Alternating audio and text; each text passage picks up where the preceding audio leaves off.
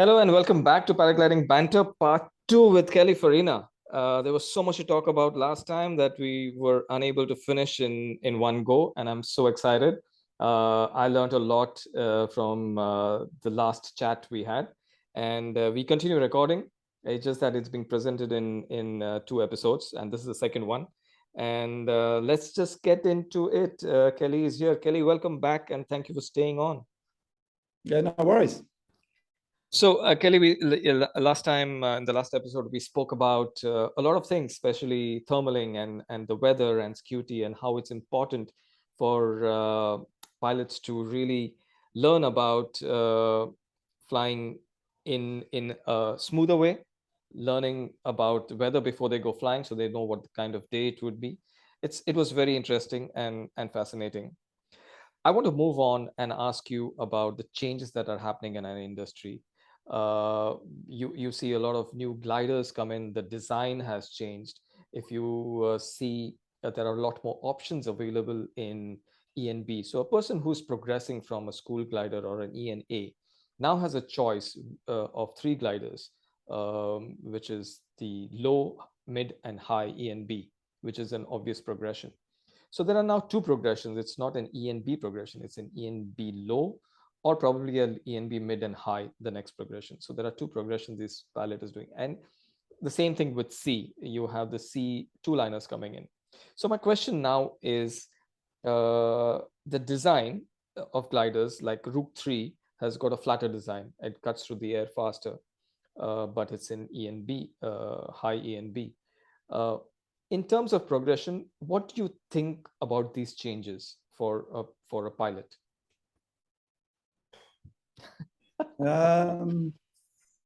Interesting question. I'm not really the most technically up to date with gliders that are on the market. All I can see is that they're on the right track.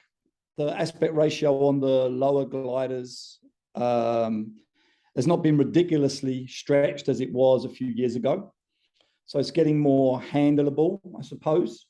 These hybrids with the 2.5 lines, only a good thing potentially. Don't know too much about them. Two-liners on a C, interesting. I think that as long as pilots are realistic in their expectations and fly a glider that isn't too demanding, then for their skill level, because there is a difference in the classes, there is a difference, and it's not linear. It's, in my opinion, it's exponential how demanding a glider is for the character, for the demanding characteristics for the actual what level it's aimed at.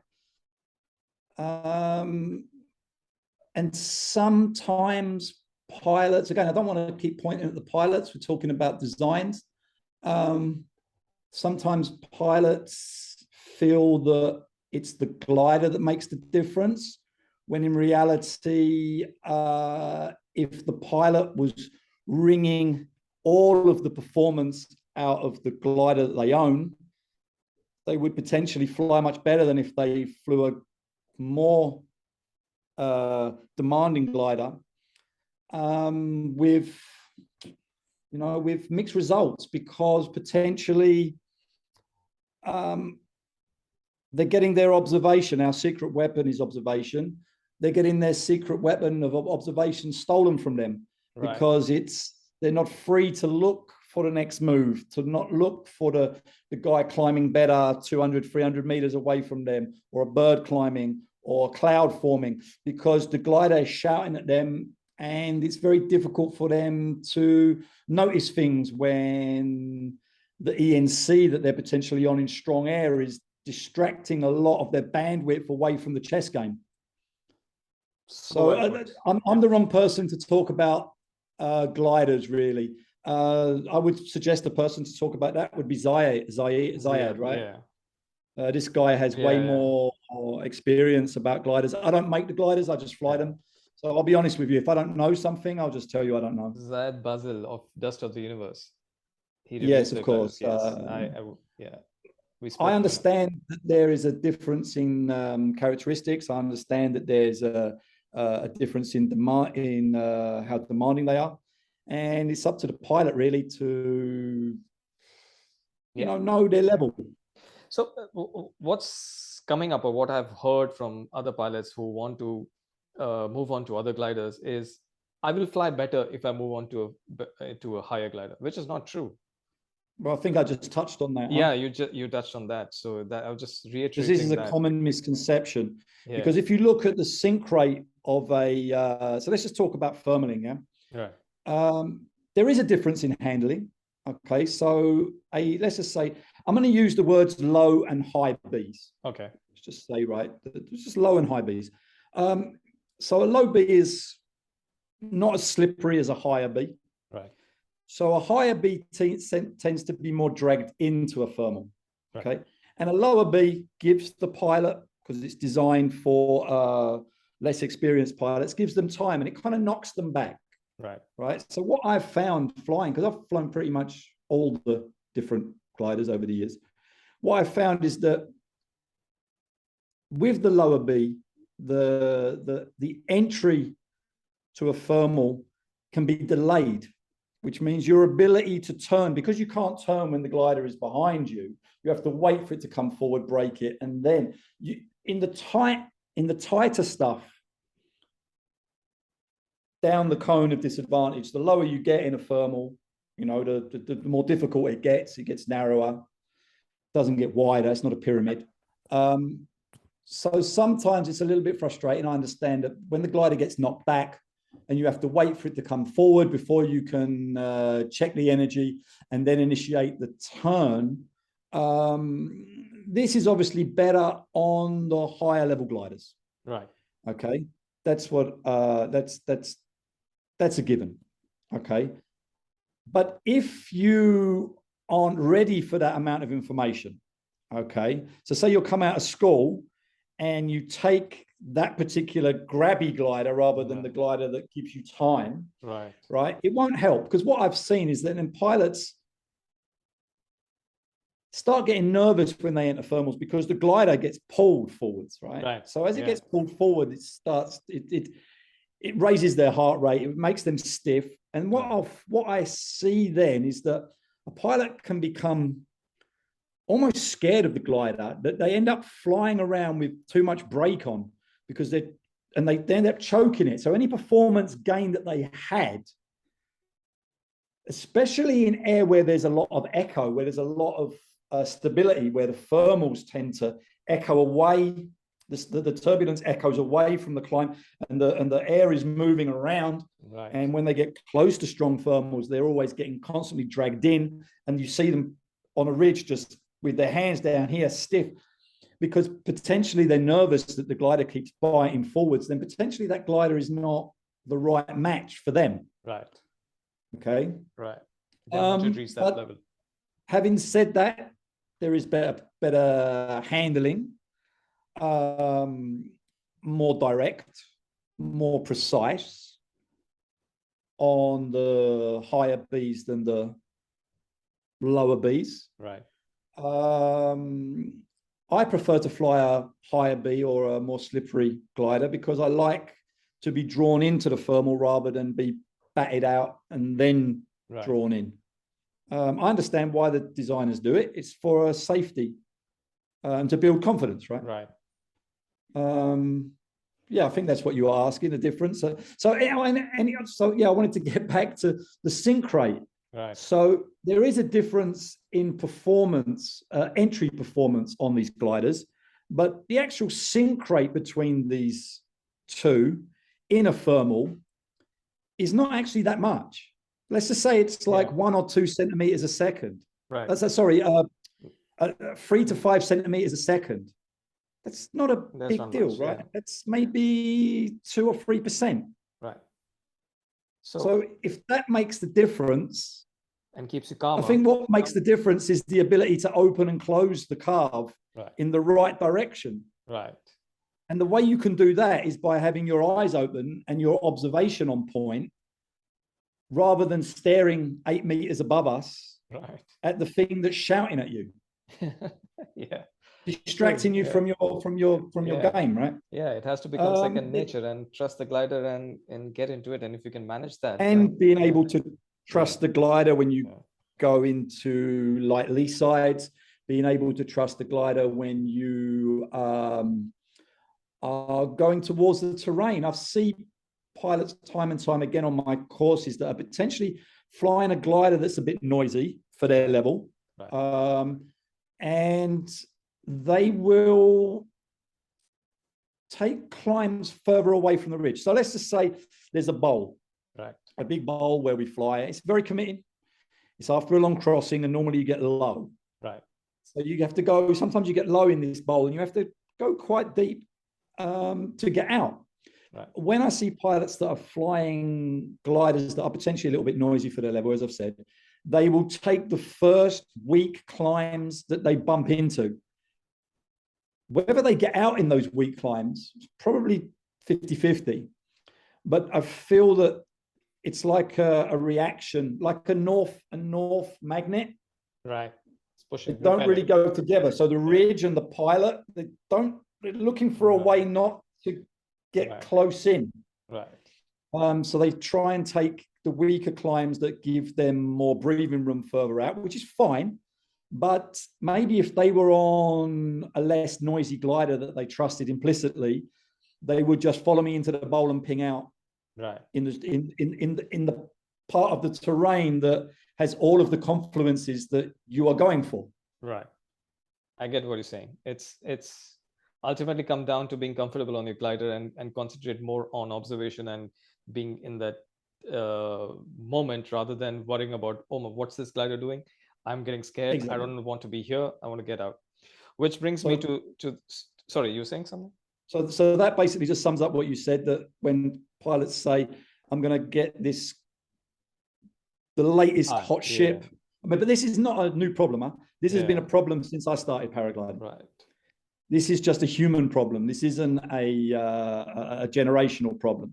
So I think it's got to do with peer pressure, with what others are doing, what their progress has been, comparison, and also marketing. Stuff, don't forget marketing has got a massive part to play.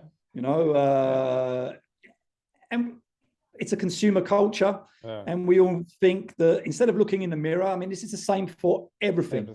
Look at mountain bikes. You can buy a mountain bike with titanium grub screws in the derailleur. It's not going to help you go up the hill 1 millisecond more, but it's just going to be more expensive. It's just people buy stuff. We are sort of, they feel that it's going to help them. We're sort of gear junkies also. We like to buy the stuff and see what happens and keep storing them and trying to see what we make out of it. But you're right. It's ultimately, there's nothing wrong with it until it starts to make pilots go backwards. True. If it makes you go backwards, you have to look in the mirror and be the adult in the room, huh? So this is leading to another question. Sometime during a pilot's tenure, career, or experience of flying, comes a moment when they exceed their level of flying with the kind of glider that they choose, or get into a situation where they get spooked. Fear sets in, right? And when fear sets in, these pilots usually, and I have been in this situation, and that's why I talk about it. I'm not taking any names, but I know, and when I see this attribute out in somebody's flying, I know what's happening. They sort of tend to make excuses to land early. They tend to make excuses why they were not in the thermal. But the point is that you got to accept that you are spooked and you need to work on it. And jumping onto a higher glider quickly could also lead to that. And according to me, I think the best solution for that is to do an SIV and get to know your glider and learn all the techniques to get out of it. What helped me was getting into acro and throwing the wing around and learning my bit. And I came back a little bit more confident, but it took me about 1.5 years. What's your view on this? I think it comes back to understanding the day again. I feel that pilots are too desperate to go out in all conditions. Right. Have fear of missing out of particular thermals. They see some people dive into a lee side, ping out, and they might get stuck somewhere. They go in, boom, they have a problem.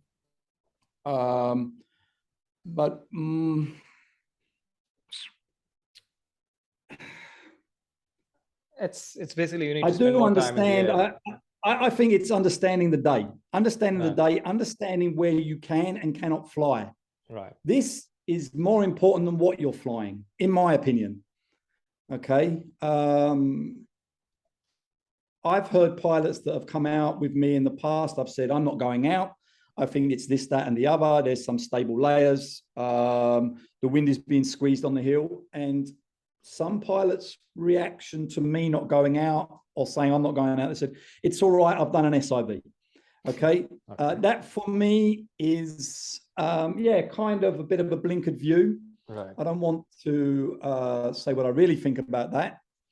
But I honestly think that there is no longevity in going out in everything, hoping that what you did over a lake in calm air, right, with your glider doing stuff that you are inducing, as opposed to when you find yourself in a real life situation because you've made a mistake going into the lee on a day that you shouldn't have left the hill, right, now relying on the passive safety of your equipment and thinking because you've done an SIV, there's a big difference between when your glider collapse, when you pull an A riser on your glider and the part that's flying is traveling at X kilometers an hour, and you are inducing X amount of rotational inertia, okay, as opposed to when a lee thermal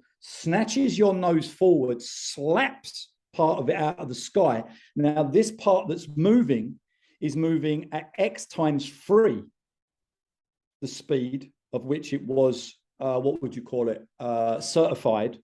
And then you expect it not to bite you in the ass. Do you understand the difference? Yeah. So true. But because you can put a B glider in the lee side thermal, a collapse can happen. Right. Because the glider collapsed with way more energy than was induced in the tests. Right. That now it's no longer an EMB. Correct. It's completely different. Because the glider, although it's not pitched, it's not out of trim or whatever, it's just moving too fast for the amount of rotational inertia, and then all bets are off. Right. So I feel that instead of going out with this chocolate shield,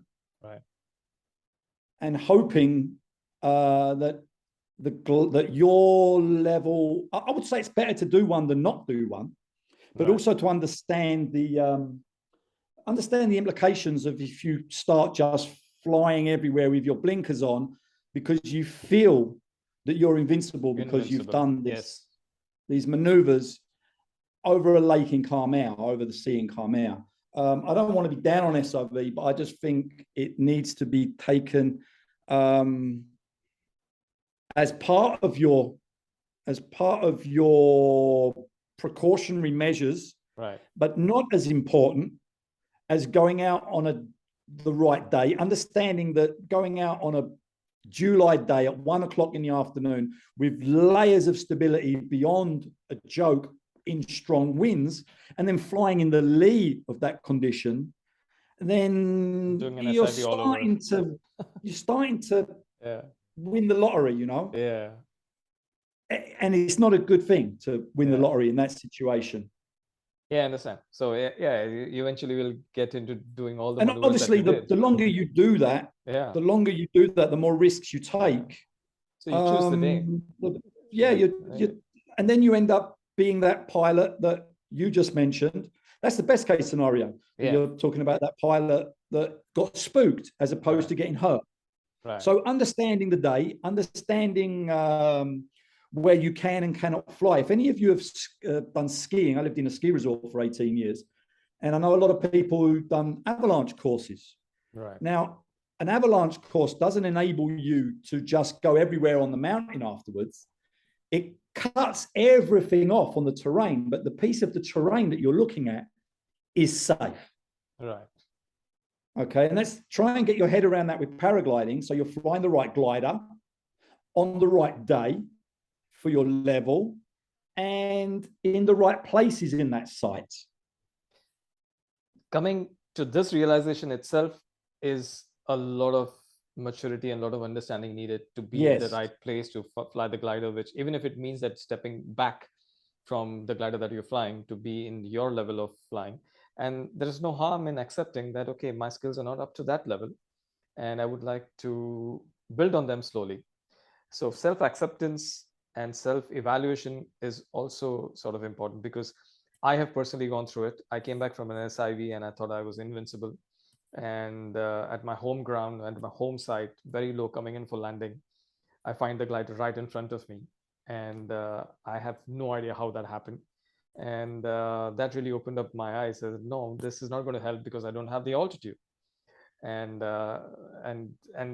with all the training that I went through just a few days ago, it never occurred to me that I need to throw the reserve.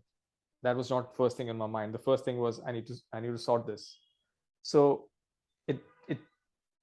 it sort of teaches you. Your experiences teach you, and you're lucky enough to learn and be able to fly. But sometimes you learn the hard way. So I really appreciate what you just mentioned about being on the right day. I think people need to understand that flying is a privilege. Just because you took a day off doesn't give you carte blanche, or for want of a better word, God's given right to fly on that particular day. Be humble, understand that it's a privilege. We cannot just go out when we demand it. We should go out when, especially in somewhere like the Dolomites, or where the good days line up when the planets line up. It's not that often. But if you go there, you would think that every day was a classic cross-country day, the amount of people that are throwing themselves off the mountain, despite it being thunderstorms, firn, strong winds. Yeah. So, I think I've spoken enough about this. It comes down to the pilot and to be the adult in the room, whether it's your glider choice or to say, today I'm going to pick my map. I'm going to pick my battle. And today is not the day I'm going out. Yeah, even though if my friends are going out, or if they've made the decision, or somebody else is going out, I don't feel comfortable. I should be strong enough. I'll leave the hill.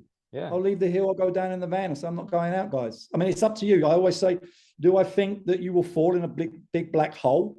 The answer is no. But is it fun? No. I know what it feels like, and I know what a good day looks like there. And this is not what it looks like. So I'm going down. It's up to you what you do with that. You're all over 18 and vaccinated. Do what you want.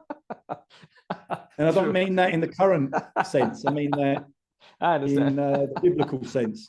Yeah, understand. But that's true. And I really appreciate when people make that choice and say that, no, you know what, I'm walking back, or I'm taking the car back. I'm not even flying down on our home side. Yeah. Choose your battles. And if you want to take a day off, take a day off, even if it's a good day and if you don't feel like it. And there are a lot of other things also that matter. Lack of sleep, what you've had the previous day, a lot of things are happening. A lot of people are having a lot of substances and flying. It's each their own, but if you don't feel like it, don't do it. That's the key thing. Exactly. All right, cool.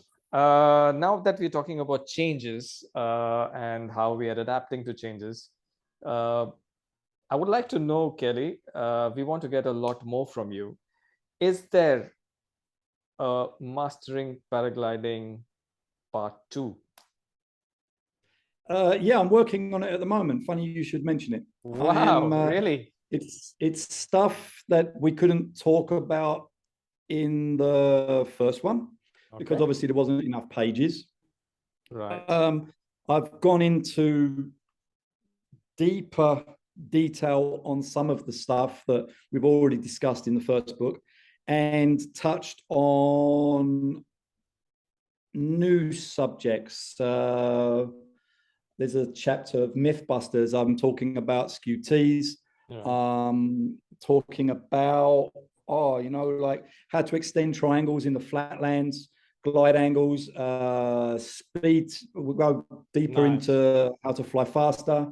There's a lot of stuff in there, actually. I'm really happy. I'm about halfway through. Wow. I've done all the chapters.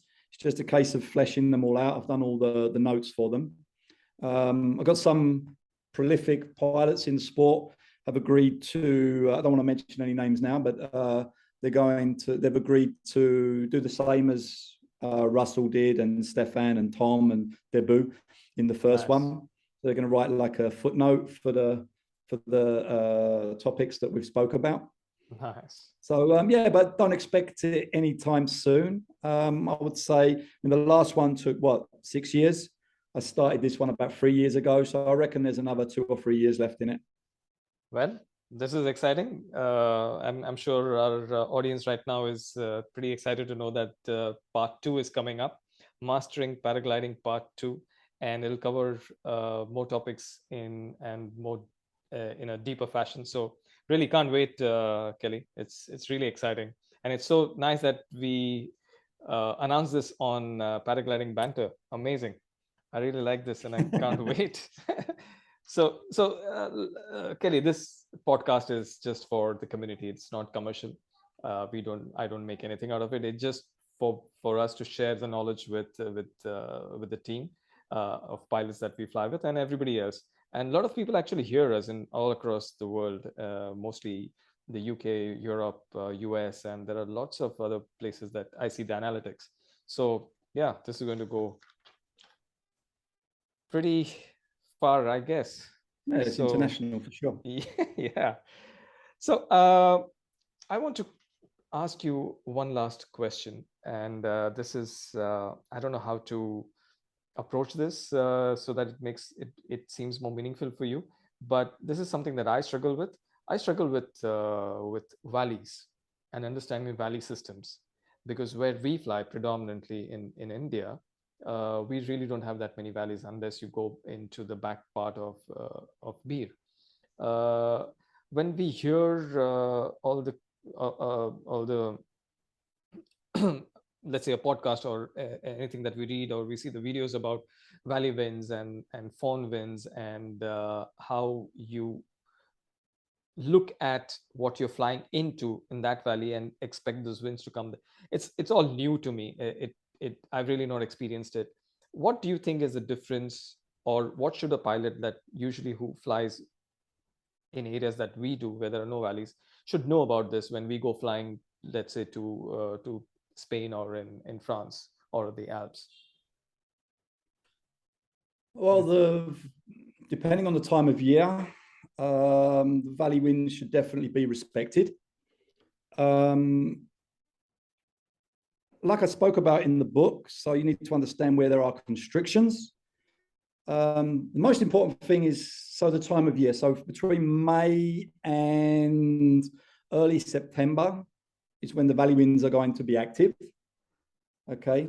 A pilot should really understand the depth of the valley wind at which he or she is flying in, understand the direction.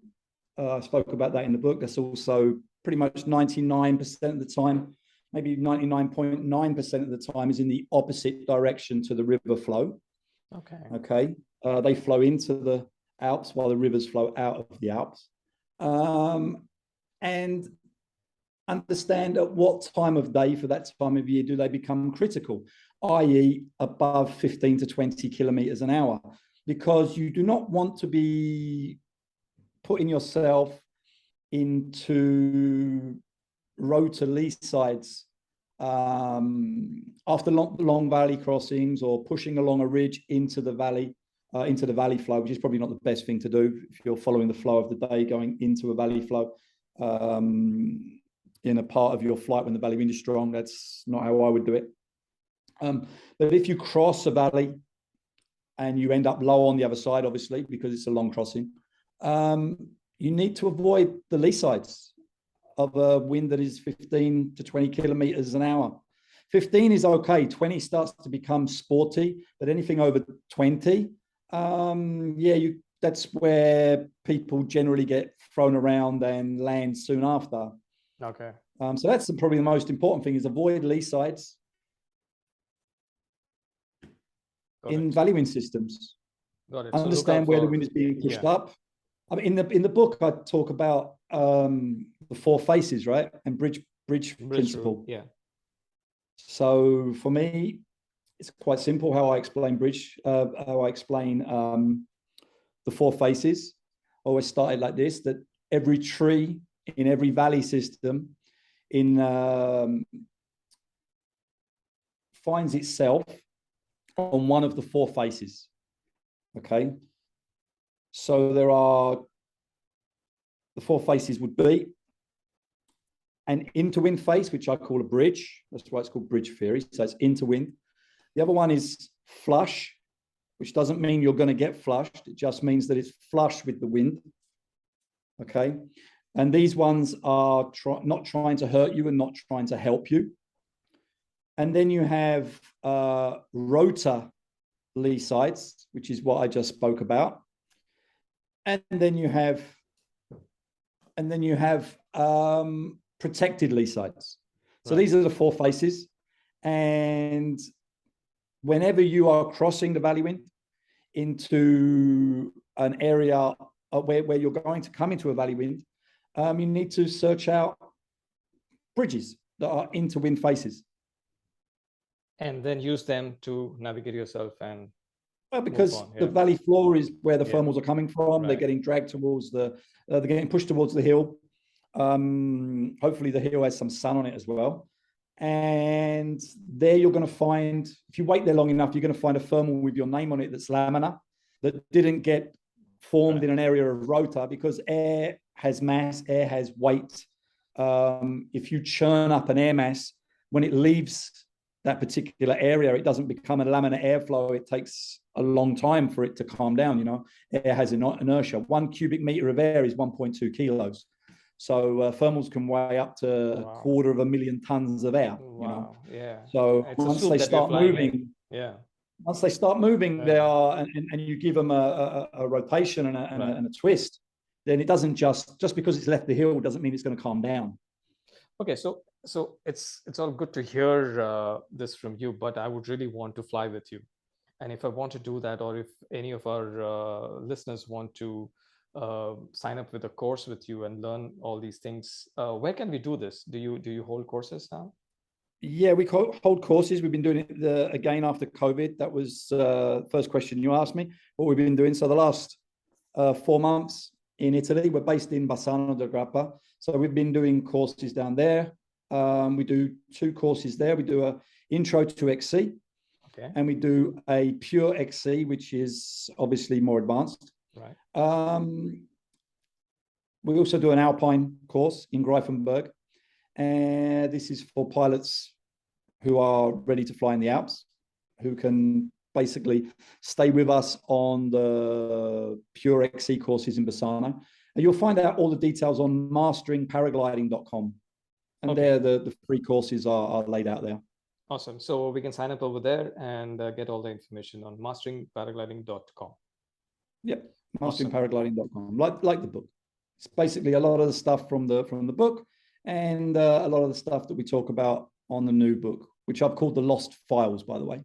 Oh, nice. That's going to be the new title, The Lost Files. That's the new title, Mastering Paragliding, The Lost Files, or The Lost Chapters. I've got to speak to XC Mag first. Right. Well, all the best, Kelly, for your book. And I think it's time to end this now. And I really appreciate you taking the time. We've had some technical glitches and you've been patient enough through it. I really no problem. Thank you for that. And like I said, you're pretty popular where we fly, and with all our pilots around. And we keep talking about what you have mentioned in the book, as well as your information on YouTube. So thank you very much for helping us with our flying. Although we've never met and we are just seeing each other for the first time probably on this call now. But I really look forward to meeting you probably in one of your courses, and get to fly with you. No worries. It was fun. Thanks a lot. Thanks for having me. Thank you so much. Thanks a lot, guys. Guys, thank you. Take care. Thanks, Kelly. And thank you, everyone, for listening in to part two of this paragliding banter episode with Kelly. And we will see you in, or rather, I will see you in the next episode on paragliding banter. Thank you for listening in. Bye bye.